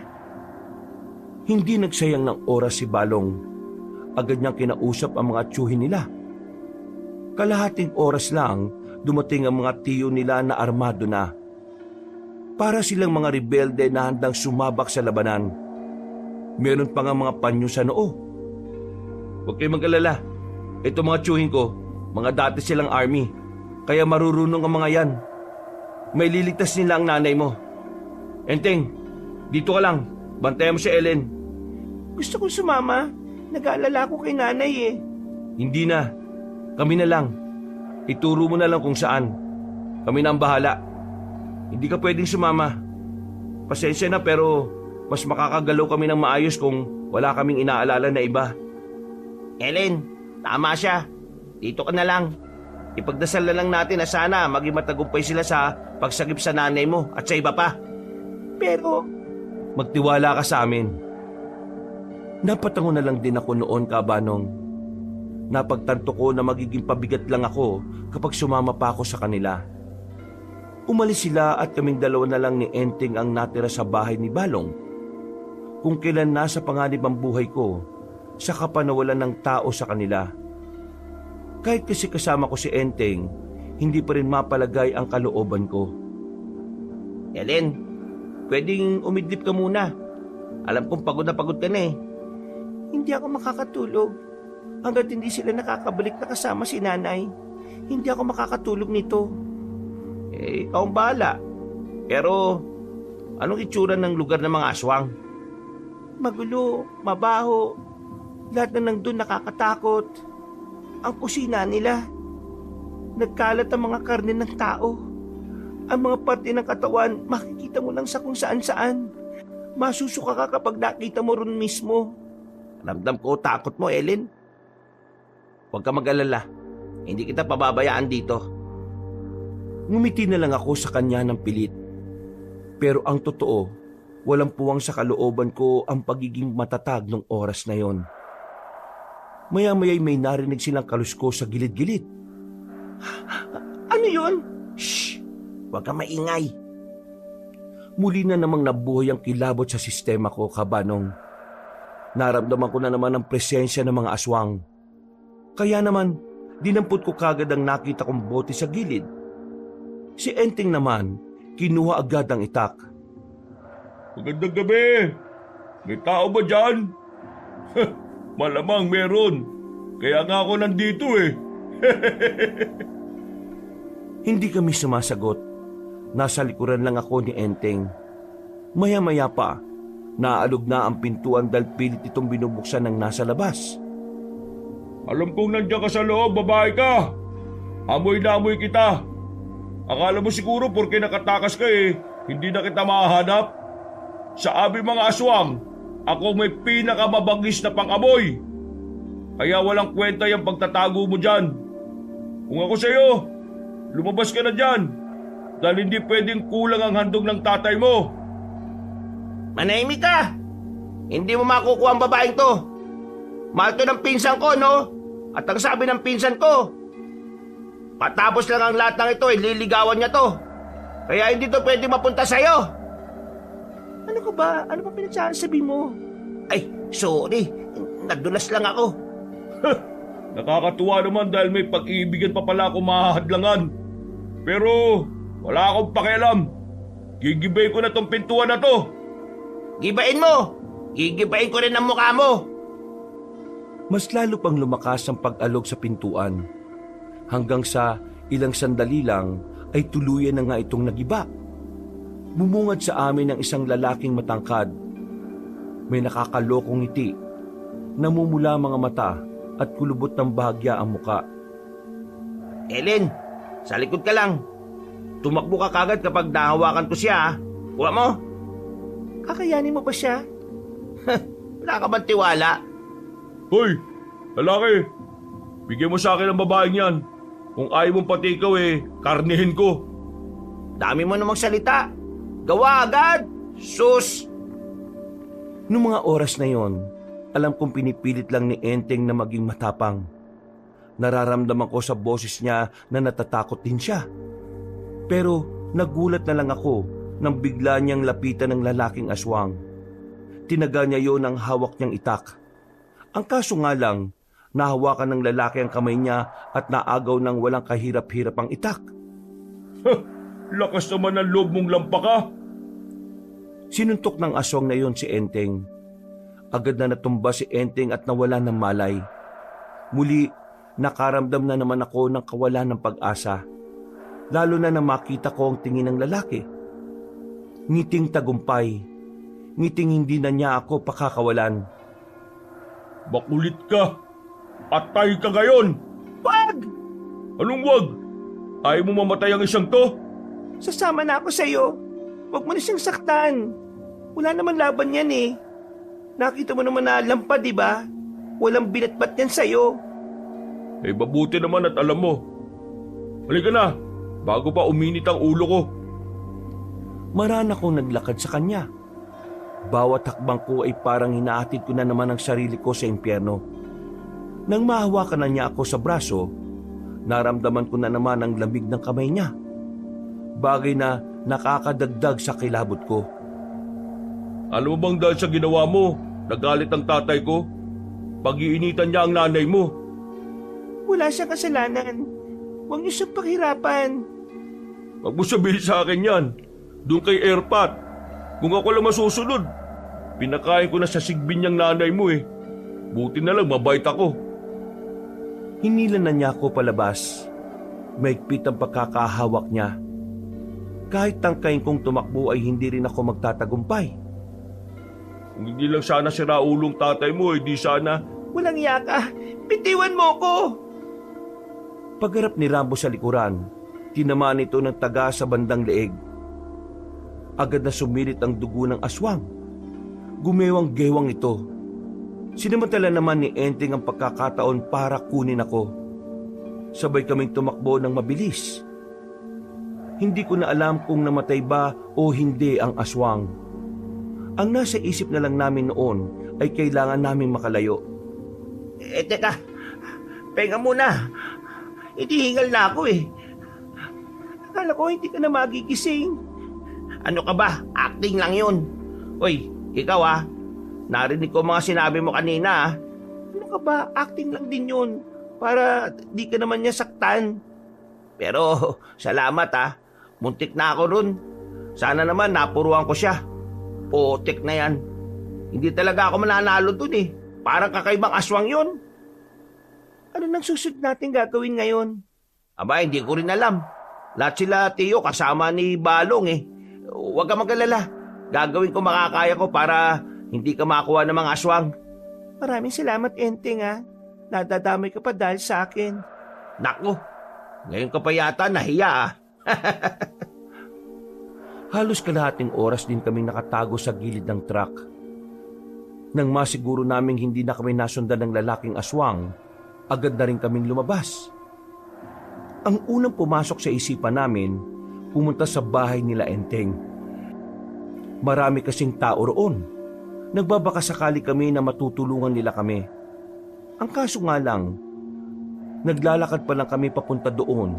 Bigla na lang kaming sinalubong sa kalsada ng aswang na tinakasan namin. Galit na galit siya sa puntong yon. Nakahawak siya sa leeg niya. Ang kapal ng mukha mong gawin sa akin yun! Papatay kita! Papatay kita! Eren, alam na, takbo kagad! Hindi kayo makakatakbo sa akin! Hindi! Agad na lumapit sa amin ang aswang na yon. Dinamba niya si Enteng. Hindi naman nagpatinag si Enteng at pinasiwas niya ang hawak na itak. Tinamaan niya ang lalaking aswang pero parang hindi man lang ito tinablan. Nahawakan ng aswang si Enteng sa leeg. Noong mga sandaling yon, nilakasan ko na ang loob ko para tulungan si Enteng. Dumampot ako ng bato. Dali-dali ko siyang pinalo ng bato sa ulo. Dahil sa ginawa ko, nabitiwan niya si Enteng. Kinuha ulit ni Enteng ang itak at saka pinagtatataga niya ulit yon. Wisit ka! Wisit ka! Mamamatay ka! Hindi tinigilan ni Enteng ang aswang na yon hanggang sa hindi ito matutumba. Nang makita naming nakatumba na ang aswang na yon, agad na kaming tumawag ng mga tanod. Pinagkaguluhan nila yon at sinamantala na namin ang pagkakataon para umalis doon. Hindi na ako mapakali, Enteng. Tingin ko, kailangan natin sumunod kina Balong. Nag-aalala talaga ako para kay nanay eh. Alam mo naman na delikado doon. Mapapahamak lang tayo. Sa isang aswang pa nga lang hirap na tayo eh. Ako na lang, maiwan ka. Hoy, buwang ka ba? Please, Enteng. Alam ko nag-aalala ka lang pero hindi mo maintindihan ang nararamdaman ko. Para ako mababaliw rito. Mamamatay ako kakaisip. Nawawala na ako sa katinuan eh. Oo na. Pero sa isang kondisyon kahit na anong mangyari, hindi ka lalayo sa akin. Huwag kang gagawa ng sarili mong desisyon at susundin mo lang ang mga sasabihin ko. Hindi isa yan eh, 3 yan eh. Ayaw mo na ba? Oo na nga, sige na nga. O magdala ka na rin ng itak. Kailangan mo rin protekta ng sarili mo. Lalo na kapag hindi ako nakatingin sa iyo. Kahit nakabado, sumakay na kaming dalawa sa motorsiklo para sumunod kina Balong. Malakas ang tibok ng puso ko noong mga sandaling yon. Pakiramdam ko nga para akong aatakihin sa nerbiyos. Pero habang tumatagal, parang nasasanay na lang din ako. Makalipas lang ang ilang minuto ay nakarating na rin kami sa tapat ng gubat. Mula roon ay naririnig na agad namin ang mga hiyawan ng mga aswang. Pati na rin ang putukan ng baril na alam naming mula kina Balong. Maganda ka na. Hindi to biro. Kahit ako natatakot din eh. Tapangan na lang natin. Tumungo na lang ako bilang pagsang-ayon. Nang pumasok na kami ng kagubatan, dito na kusang nagtindigan na naman ang balahibo ko. Para kaming naglalakad sa bungad ng impyerno. Ramdam namin ang init na dulot ng kaba. Ang panlalambot na naman sa takot sa kapahamakan. Nang makalapit na kami sa pinangyayarihan, nakita naming nagkakandalabo-labo na sila. Pinagapang na ako ni Enteng dahil baka tamaan ako ng ligaw na bala. Pilit kong sinusuyod ng tingin ang paligid para hanapin si nanay. Pero bigo akong makita siya. Enteng, doon sa parting yon. Doon namin narinig na nakakulong ang mga tao. Baka naroon din si nanay. Bago yon, hanapin na muna natin si Balong. Pagpapa-assist tayo sa kanya. Enteng, sa likod natin. Mabilis akong bumangon, pero si Enteng naiwan siyang nakadapa. Akmang kakalmutin na siya ng aswang nang biglang dumating si Balong. Binaril niya sa ulo ang aswang na yon, dahilan para agad yung bumulagta. Oh, bakit kayo nandito? Di ba sabi ko huwag kayong aalis doon? Inatake din kami ng aswang sa bahay ninyo. Buti na lang napatay ni Enteng. Balong, pasensya ka na pero hindi talaga ako mapakali eh. Gusto ko makita si nanay.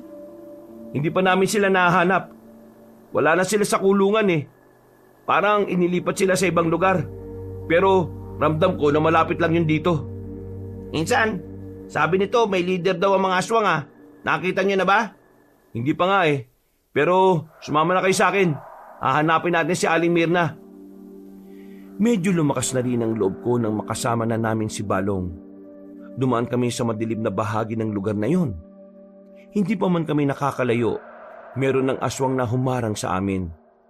Agad naman yung pinaputukan ni Balong. Nang may lumitaw pa ulit na isa, nawala na siya ng bala.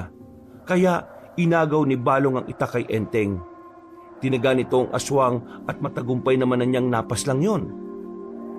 Alerto tayo. Nasa lugar tayo ng mga aswang. Kahit na anong oras, pwedeng may makasagupa tayo. Nasaan pala yung mga tsuy natin? Ayos lang sila.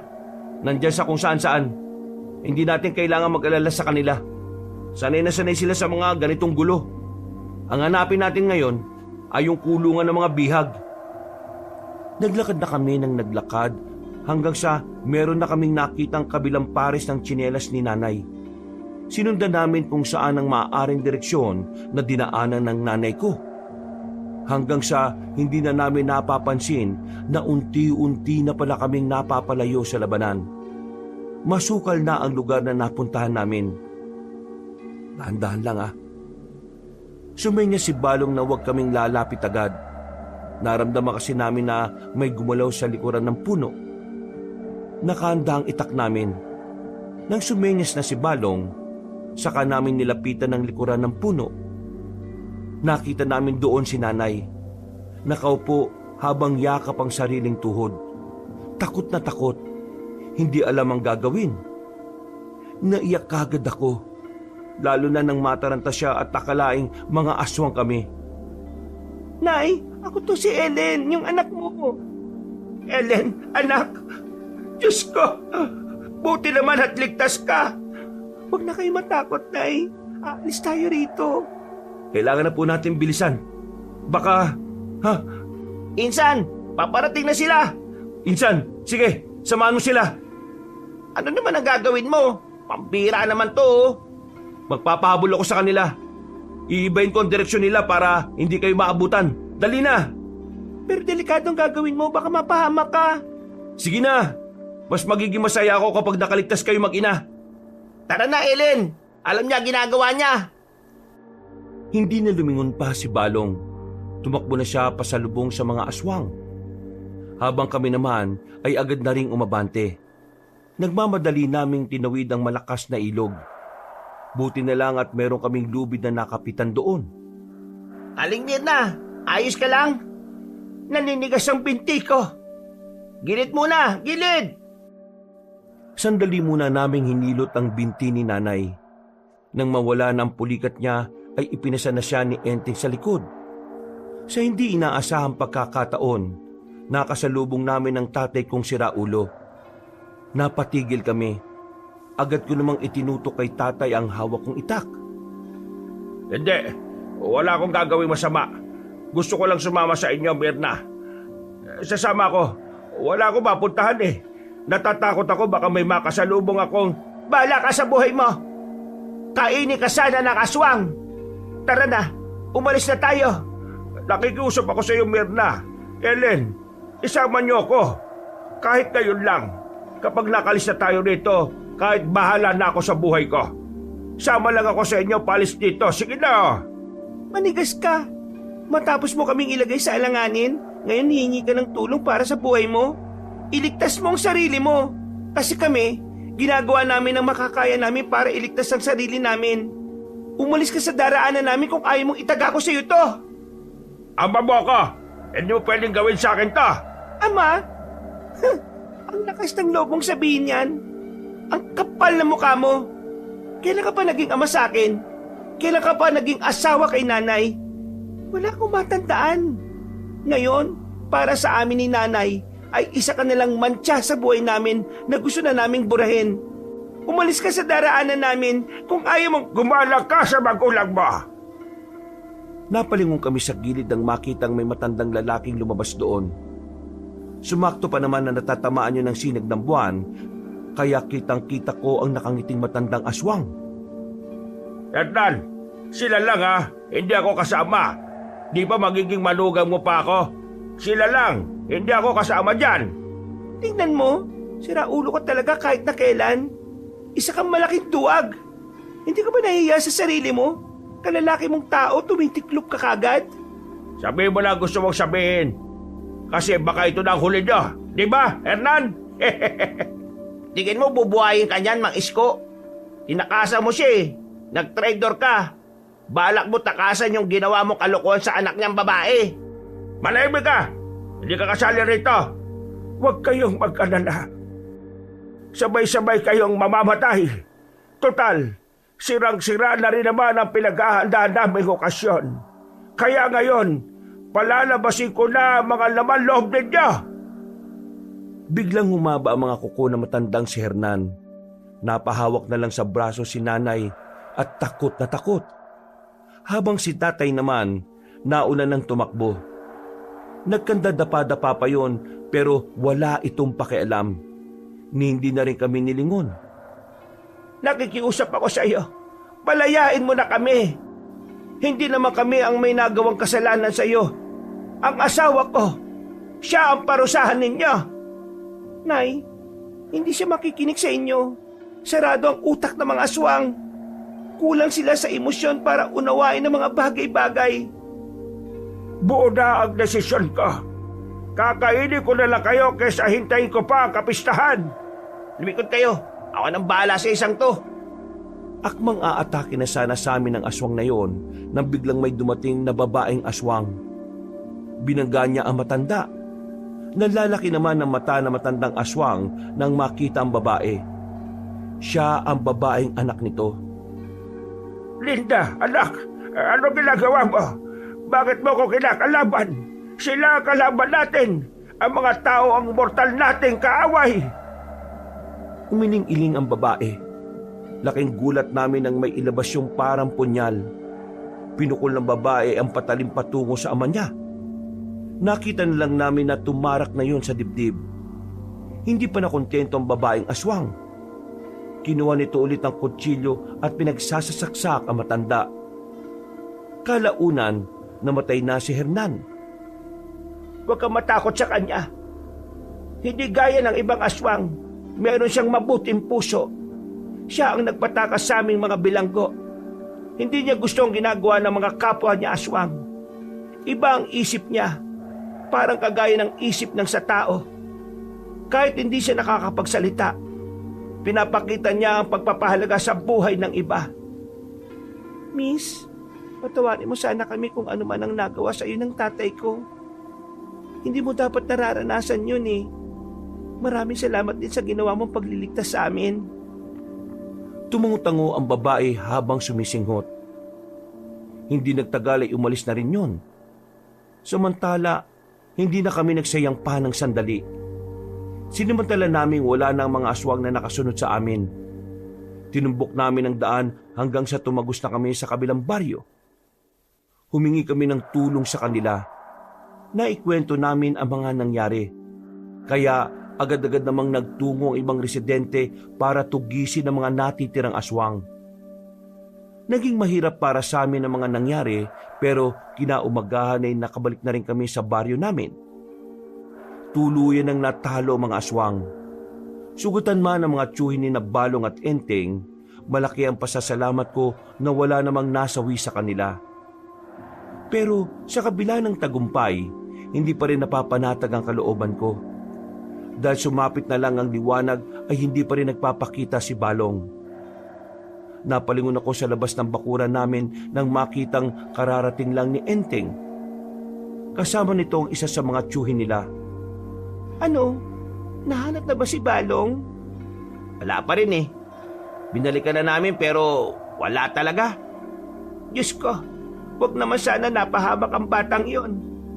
Balikan natin, sasama ako sa paghahanap. Hindi na kailangan.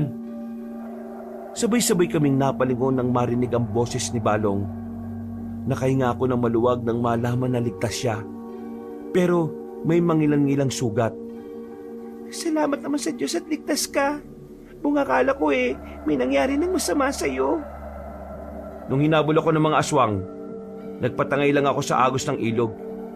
Napadpad ako sa kung saan. Buti na lang may nakakita sa akin.